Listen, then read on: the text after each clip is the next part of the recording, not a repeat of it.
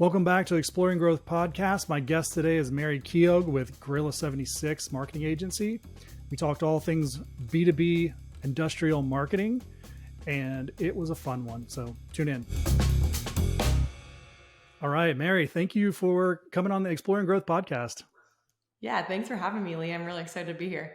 Yeah, as we were talking before, I'm excited to talk to you because you're in the industrial marketing space, and I have not really worked in that space in the States, but I've done a lot of traveling and work with smaller companies that are like kind of rudimentary businesses in third world countries. Like it's more of like missions type of work, Oh, and cool. consulting with them with their businesses, and such a great experience. But I love the process of like how something goes from nothing to a product, or something that can be shipped.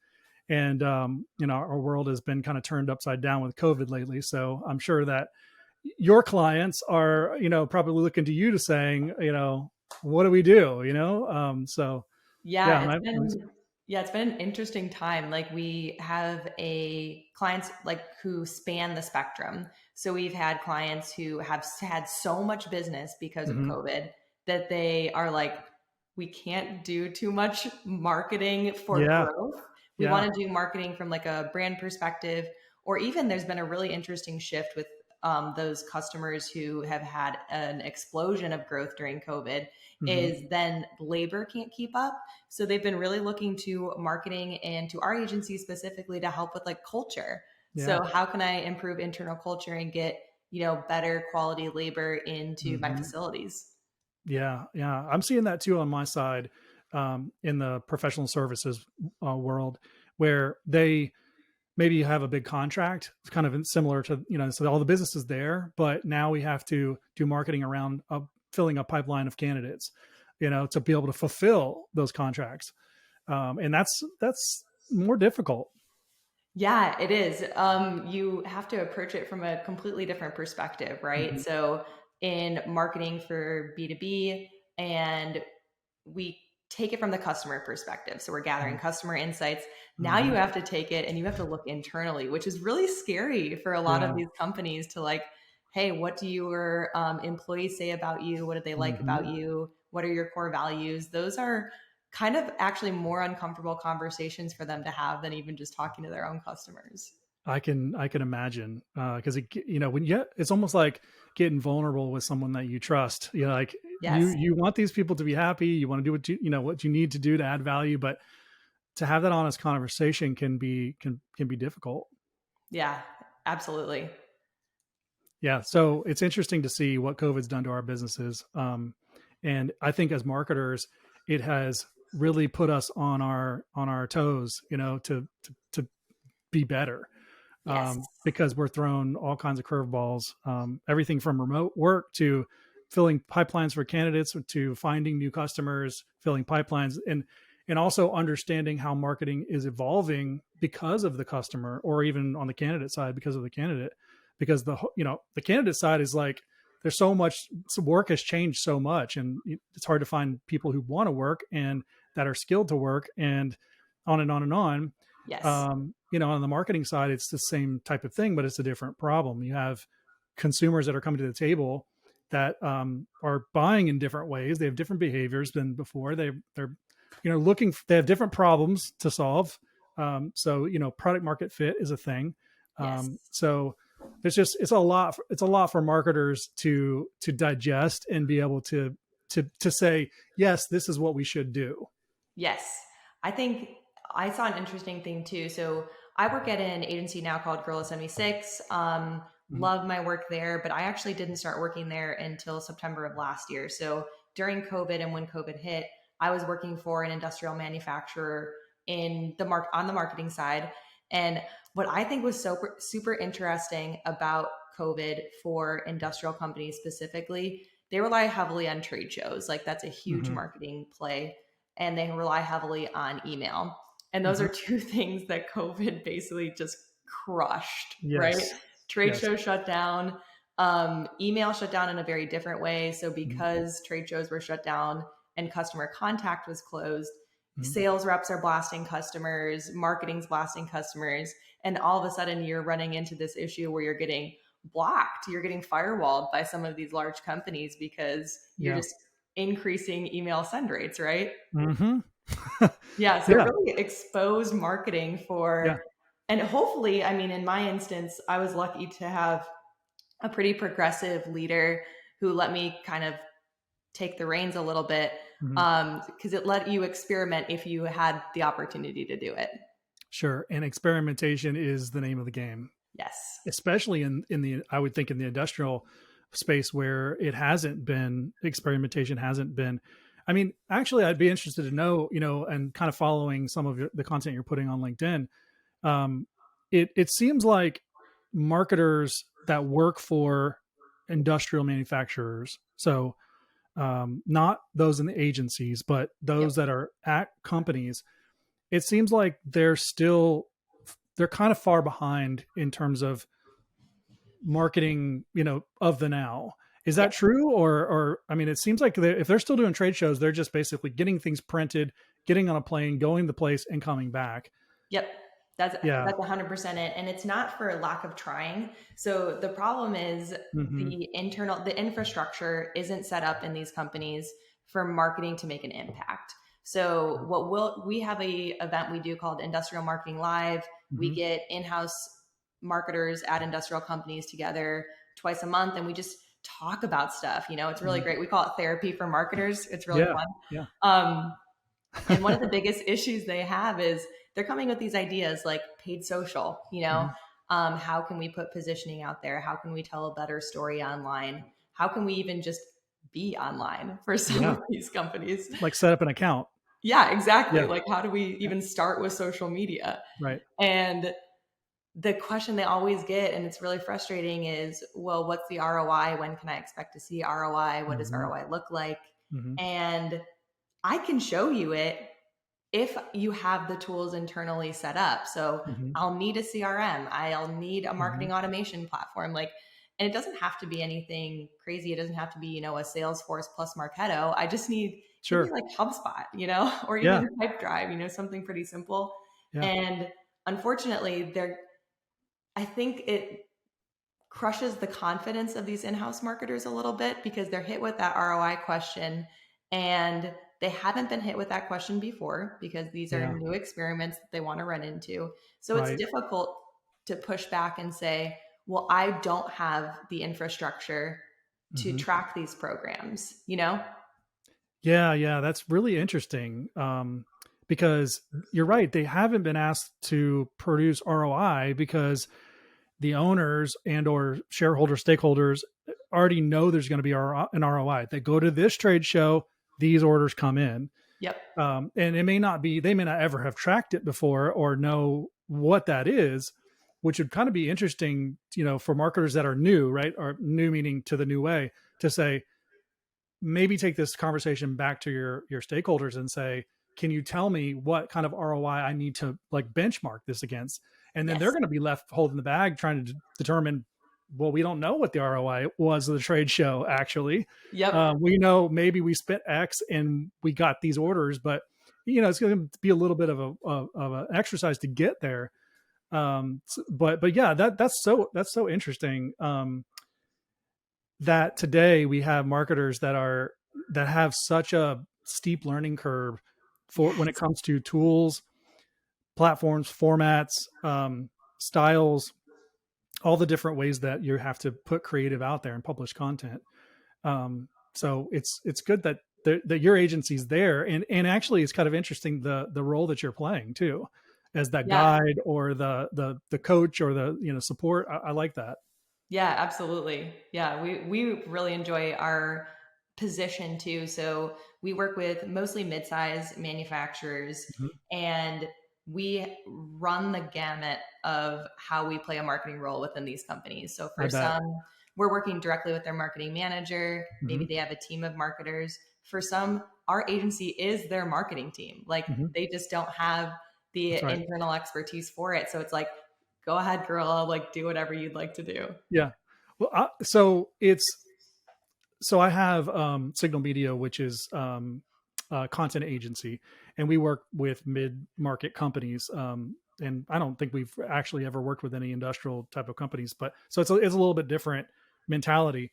Um, but I'm curious, the ones that you're working with where you're lifting a lot of the load, it's Mhm. fully outsourced, are they looking for more of an ROI from you, or are they, or is it kind of an equal balance of that ROI question if you're not lifting a lot of that?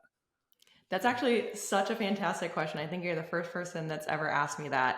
And I would say no, which is really interesting. So the That ones is, where we are the marketing team, it's more like they're just so happy they're that just we're even trusting you. doing anything. Yeah. Yeah.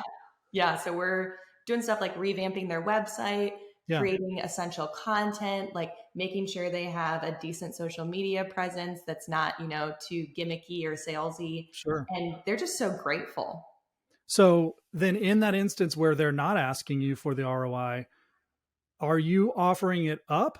Meaning, are you saying like, you know, okay, you're trusting us and you maybe don't know that you should be asking for the ROI of said metric, Mhm. but we're going to offer that up to you and give you a framework of how we report and everything? Or do you just sort of let them guide, like lead the path? Yeah, so we bring them into our reporting style, our reporting structure. Okay. So our kind of gold star metric is website source pipeline. So Okay. any pipeline sourced in through the website.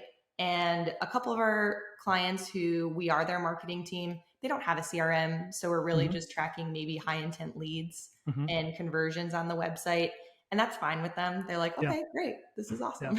Yeah. But mostly they just love to see they can see it in their business, and that's what Hmm. the feedback that we love to hear is, hey, we know you guys are doing all this stuff. I'm glad you guys are reporting on it, Hmm. but we see it. We see it in our business. Yeah. And for a lot of those clients that we talked about earlier, where they're getting so much business, Hmm. just the fact that they're out there and putting out educational, helpful content is bringing in That's people, right. like That's right. people coming to the company saying, I want to work here.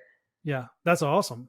I Yeah, mean, it is and really I cool. I love that as a just as a side note. I think podcasts do a really good job of doing that because it allows people to tune in and they can listen to 2, 3, 15 episodes and they feel like they have a good grasp for the culture and for what's happening at the company.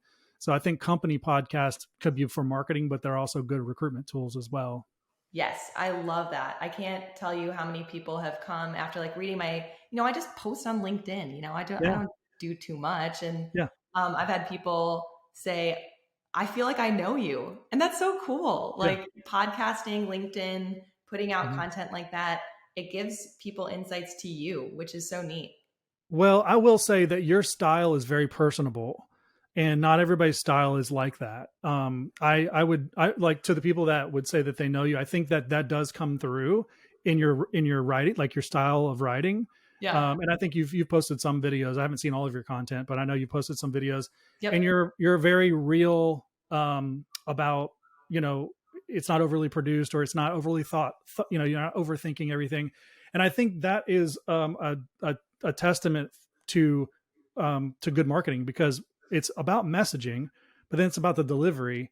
And I think the goal for a podcast and just content at any part of the funnel is for it to be relatable enough that people do feel like they have kind of met you before they met you. I mean, Yes. we do a lot of video on the signal media side of video production, and that's the goal. Is that we want people to feel like they have met someone from the company and they feel like they know the company, so that when they get there in person or when they meet online or when they interact with the salesperson, the trust is already started to form. Yeah, I totally agree with And that. I'm saying that you're doing that. I see that on LinkedIn. You're doing a good job of that. Yeah, thank you. I appreciate it. Yeah, so it's interesting, this whole educational curve that these marketers have to lift, and I think that the role you guys are playing is the right one, being the Mhm. guide, stepping them through it. I'm sure there's probably a lot of educational material. I mean, I see that on your LinkedIn content too, stepping people through it. Does it get more?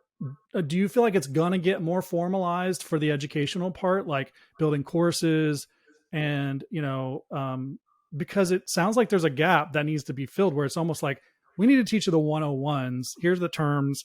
Here's what you need to know about the social world, about SEO, about whatever the layers of their strategy that's going to be there. Do you see your agency formalizing that more, where they get paid to be part of a course, or is it just going to stay informal? Yeah, I think we'll probably keep it pretty informal from a agency side perspective. Mm-hmm. I don't think we would ever formalize any courses. Mm-hmm. Maybe I'm speaking too soon, but I Yeah. just haven't seen it yet.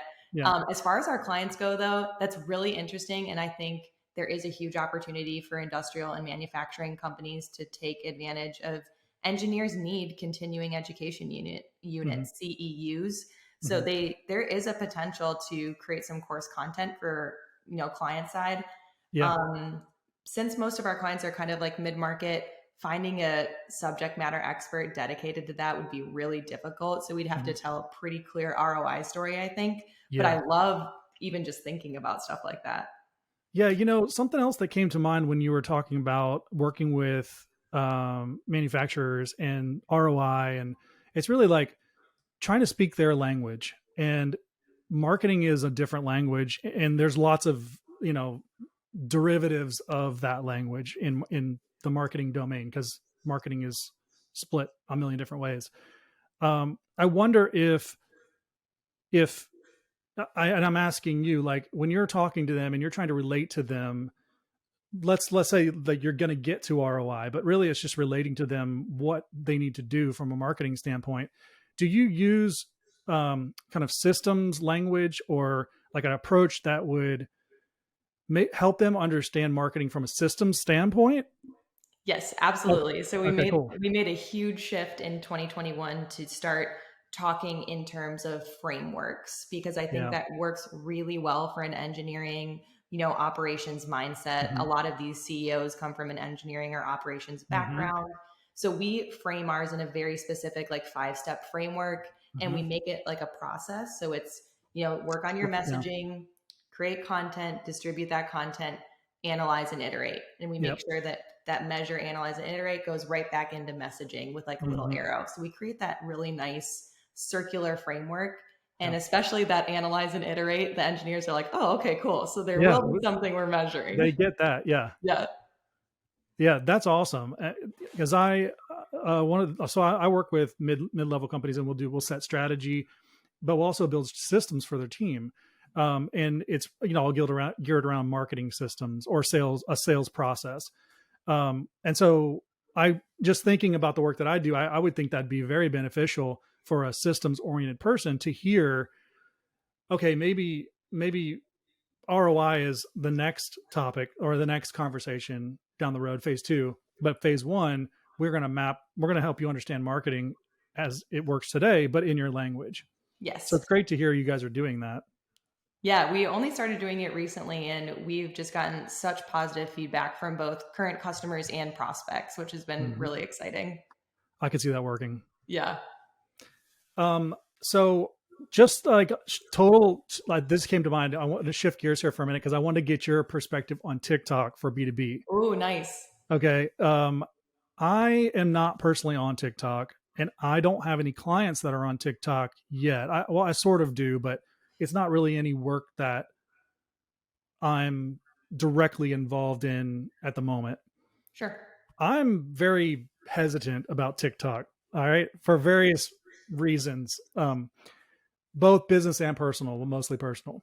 And I've talked to some marketers on LinkedIn where we've connected like this, and maybe a message back and forth about this topic. And I've shared some of my concerns, and they have said, I've just directly asked them, like, are you getting results from your TikTok, um, content?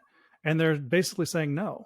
Um, Oh, interesting. yeah. And so I'm really interested to hear what you think about it. As a new platform to add to the mix.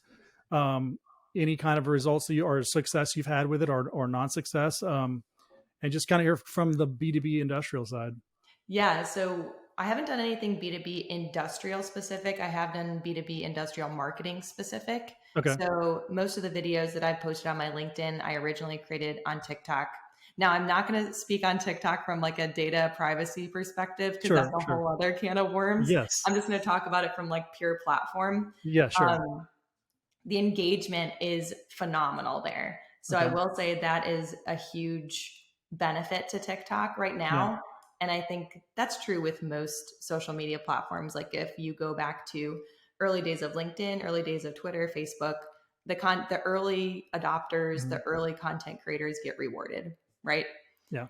And I will say that now that more people are getting on LinkedIn, I would say my quote unquote engagement rate is dropping. So my likes and comments ratioed to impressions is lower than it is on TikTok. So TikTok, I'm getting a tenth of the views, sure, or Mhm. impressions I would get in LinkedIn, but the engagement rate is so much higher. So I have more people liking and Really? commenting on my stuff there. Yeah. Okay, so are they quality? Is it a qualified audience? Like, is it the audience you're going after? Yes, yeah, Okay. it's a lot of people who are already following me on LinkedIn, Okay. but I did have one person find me on TikTok originally Hmm. and then start attending our industrial marketing live event, which was really cool. That's great. Yeah. So Yeah, the yeah, conversion happened. Yeah. So I guess the question is, do you think more of the audience is going to be driven from LinkedIn to TikTok to follow you, or will TikTok kind of create its own spinning wheel at some point? yeah, that's a great question. I think it honestly just depends on my dedication to the channel. So, Sure. am I going to start creating original content more on Hmm. TikTok than I do on LinkedIn?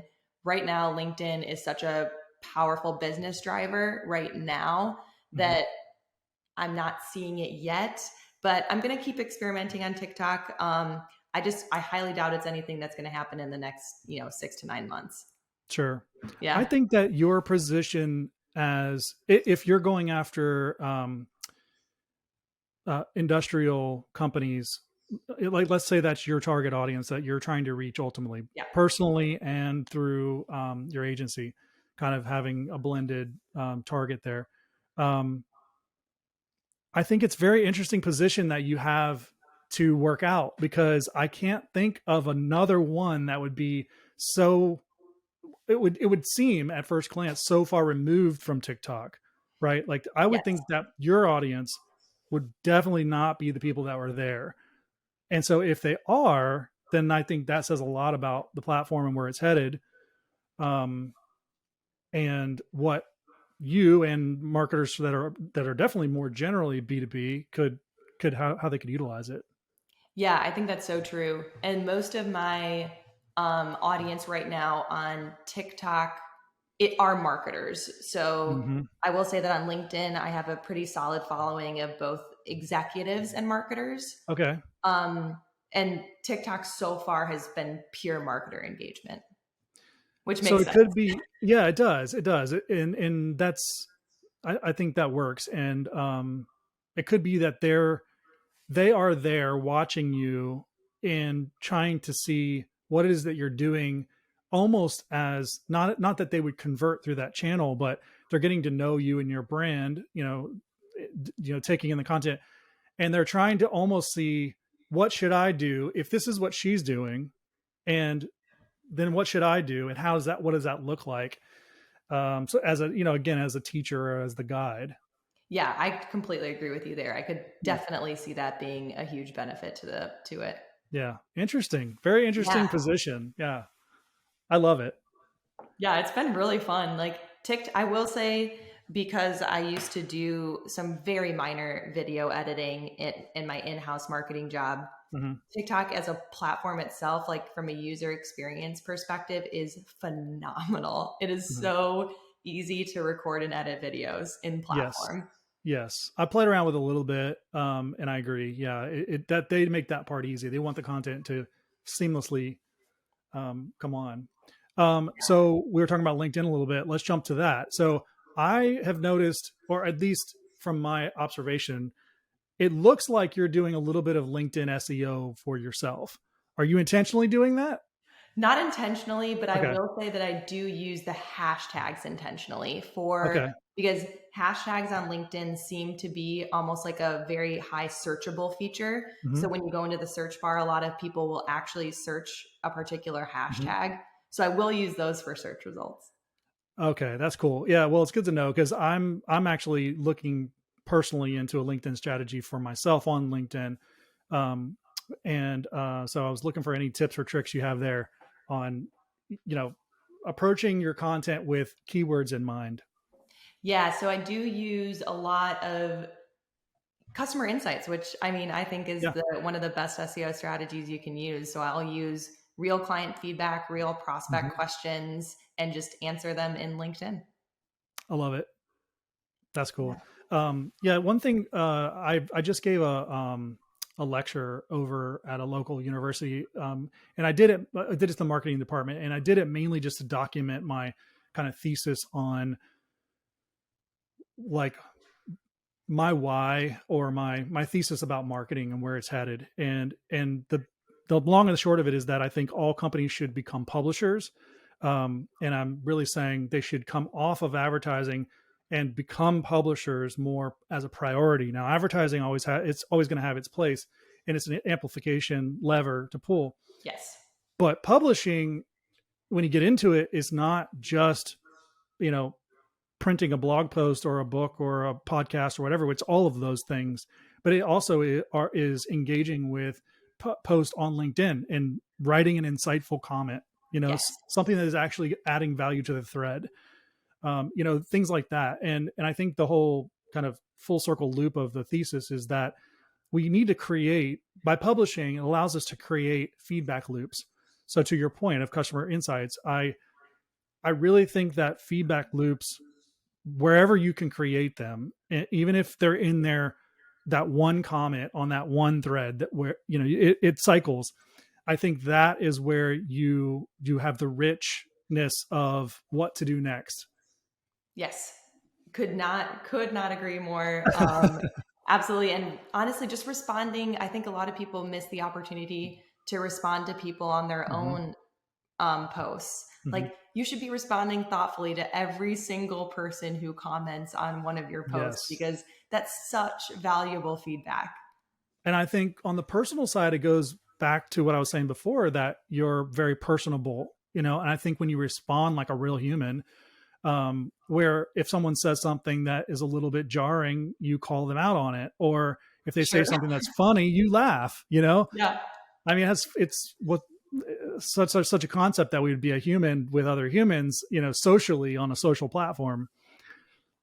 Yeah, exactly. Yeah, that's really funny you said that. One of my really good friends in our industrial marketing live community commented on one of my posts and said something funny like, I don't know what a SME is. And at this point, it's like almost too late for me to ask without being embarrassed. And I think I responded like sushi master expert or something Yeah, just to be yeah, funny. that's it. That's what it is. Yeah. And you get the white coats printed up with the little SME on there, and you have Yeah, the chef hat, exactly. your Ginzu knives. There was one other thing that I wanted to just throw out at you, because obviously you guys are in the business of educating marketers. I think it's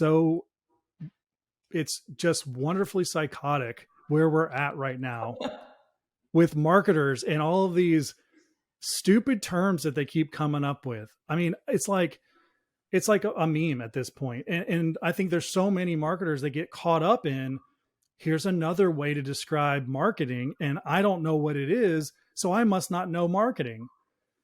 Yes. I'm kind of getting fed up with the whole thing, and I'm on LinkedIn. There's so many ways, like so many terms, and people will throw these new terms out there and they'll act like, oh, this has been around since, the beginning of time. And why don't you know what it is? Right. I think it's unbelievably, it's just getting too much. And I'm interested to hear from your side, like what, if you're seeing that. Oh, absolutely. Yeah, it happens more. So we were talking about, the spectrum of clients at Gorilla, and we Hmm. have the ones where we are their marketing department or we work really closely with their internal team. Hmm. And the internal team is the one that's usually the source of the, hey, should we try ABM? Like, are Yes. we doing enough SEO? Just like casually throwing out Yeah. acronyms. And, it's usually just asking thoughtful, probing questions Hmm. from that perspective of a consultant or someone who's Hmm. trying to educate. It's like, okay, what do you mean by ABM? Yeah. If you can define ABM, we can do it. Yes, yes, exactly. Well, I can't. Okay. So let's take a step back. Why do we think we need to do ABM? That's right. Yeah. Uh, I would see that ABM would be a good strategy, by the way, in the industrial marketing space. I think that would be a good approach for Oh, all of those absolutely. marketers that are thinking about it. Yeah, we have a lot of customers who just have like their target or total addressable markets are just so tiny. So like Yeah. really an account-based marketing play is the Hmm. only one they can do. For sure. Yeah. Yeah, I'm over it. Every time I can get on LinkedIn, I see a new term, and I hate it for all the marketers that haven't been around long enough to be able to say, wait, like this is the same thing as that. You're just calling it something different. Oh man, I was just talking about this with one of my other marketing friends, and Yeah. we were totally saying like LinkedIn is becoming such an echo chamber, and in some ways it's really great because I get to meet people like you, and like we Yeah. have these podcasts. But in a lot of ways, it kind of defeats the original purpose I went on the platform, which is Hmm. to further my knowledge about marketing and even sales to a certain extent because they're in such close alignment. And it's just I'm not finding the value that I once found on a daily basis. Yeah. Yeah, I agree. It's like to the point where I want to get T-shirts made, that say like Yeah, words. totally. It's like, Sign me up. yeah, I think we need to start a coup or something. Something we like when we identify stuff, we need a flag. Yes. Flag. I don't know if I'd Perfect. have enough power on LinkedIn to do that, but somebody's got to. Maybe Chris Walker. Yeah, maybe. Well, now that you mention it, no, we're not going to go down that. We're not going to go down that path. Oh, well, it's been great talking with you. Thank you so much for coming on. And I will definitely have you back in the future. That would be awesome, Lee. I'd love to. All right. If anybody wants to find Mary, I will put all the links and everything down in the description to her agency and her LinkedIn and everything. Go there. She's got a lot of great content, especially if you are a B2B industrial marketer who's learning. What's the name of your live? Industrial Marketing Live. Okay. And is that on LinkedIn? It's not on LinkedIn. I have it in like my little profile, but if you Yeah. we own the URL too, so just industrialmarketinglive.com. Perfect. Yep. Awesome. We'll send people there. Nice. Thanks a lot. Thank you, Lee. Appreciate it. All right. Thank you. Thanks for listening to the Exploring Growth podcast. If you are getting any kind of value out of this, please feel free to share this with a colleague, a peer, a friend, a neighbor, a stranger, anyone. We want to get this out to as many B2B, mid-market, B2C growth leaders as possible so they can get value as well. Also, if you don't mind, leave a review on Spotify, Apple, or all the other platforms, wherever you're listening to this. It would definitely help us with visibility.